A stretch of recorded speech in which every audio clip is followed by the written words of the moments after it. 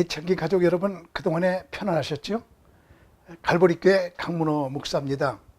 오늘은 자기 정복이 최고의 정복이라는 말씀을 드리려고 합니다. 세계 최초로 에베레스트 산을 정복한 에드먼드 힐러리는 이런 말을 했습니다. 우리는 산을 정복한 것이 아니라 우리 자신을 정복한 것입니다. 중국의 노자는 이런 말을 하였습니다. 남을 아는 사람은 지혜로운 사람이지만 자기를 아는 사람은 명철한 사람이다. 남을 이기는 자는 강한 자지만 자기를 이기는 자는 더 강한 자다. 솔로몬이 말했습니다. 노하기를 더디하는 자는 용사보다 낫고 자기의 마음을 다스리는 자는 성을 빼앗은 자보다 나으니라. 자기를 정복하는 사람이 가장 큰 것을 정복한 사람입니다. 자기를 정복한다는 말은 무슨 말인가요? 두 가지 의미가 있는데, 첫째는 자기 정복은 새벽 정복입니다. 새벽을 정복하는 것이 바로 자기를 정복하는 지름길입니다. 역사상 큰일 한 사람들은 다 새벽을 정복한 사람들이었습니다. 새벽부터 일어나 열심히 일한 부지런한 사람들이 큰일을 했습니다. 우리나라 옛날 시골에서는 공동 우물을 사용했지요. 누구든지 그 우물에서 새벽에 제일 먼저 물을 길어다가 밥을 짓고 마시면 질병은 물러가고 그 가정에 행복이 깃든다고 말해왔습니다. 그 첫 번 깃는 물을 봉안 우물이라고 말했지요. 워싱턴에게 신문기자들이 물었습니다. 그렇게 위대한 일을 한 비결이 무엇입니까? 워싱턴은 생각할 틈도 없이 즉각적으로 말했습니다. 내가 엄청난 일들을 다 처리하는 비결은 매일 4시에 일어났기 때문입니다.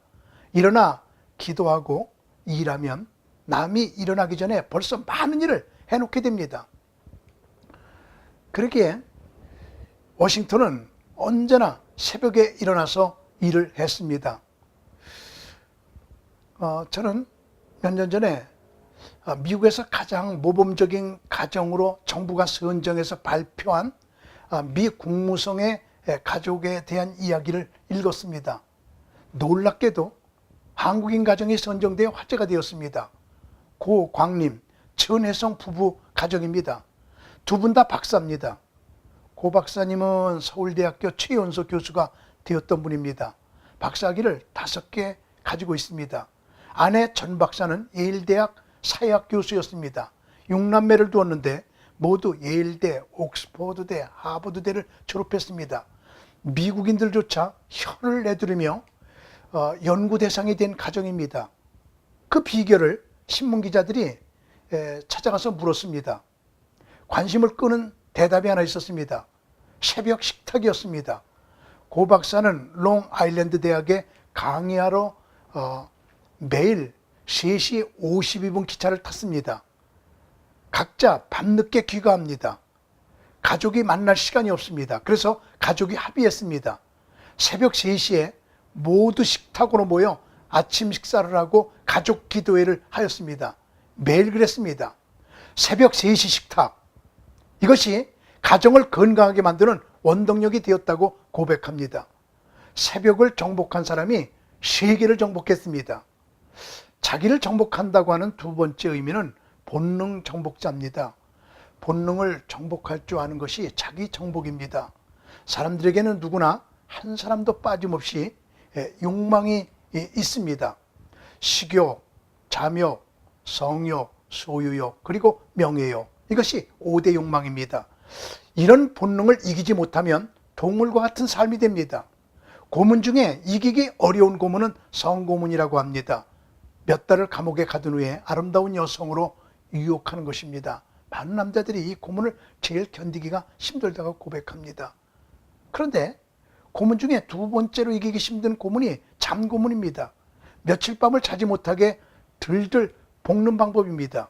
그러면 잠에 취하여 솔직히 모든 것을 고백하게 됩니다. 잠을 이기기란 배고픔을 이기기보다 힘들다는 것입니다. 그 다음 어려운 것이 굶기는 고문입니다. 며칠은 참을 수 있지만 여러 날 굶고 참기란 정말 어려운 것입니다. 본능을 이용한 고문은 넘기 어려운 고문입니다. 본능을 이기는 것은 자기 정복의 지름길입니다. 소유욕을 이긴다는 것도 그리 쉬운 일은 아닙니다. 소유욕을 이긴다는 것도 정말 큰 정복입니다. 자기를 정복할 줄 아는 거 가장 큰 정복입니다.